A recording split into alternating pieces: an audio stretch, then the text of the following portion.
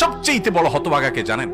আল্লাহর জমিনে সবচেয়ে বড় দুর্ভাগা, সবচেয়ে বড় বেয়াকুব এবং নির্বোধ মানুষ হলো সে, যে যাদের জন্য চুরি করবে তারাও সে দায় নিবে না। কিয়ামতের দিন ছেলে আয়সা বলবে না, আব্বা চুরিদারি ডাকাতি 2 নম্বরই যা করছেন, ঘুষ সুদ যা খাইছেন আমাদের জন্যই তো খাইছেন, আল্লাহ আমার আব্বারা জাহান্নামে দিয়ে না আমাদের নিয়ে যান।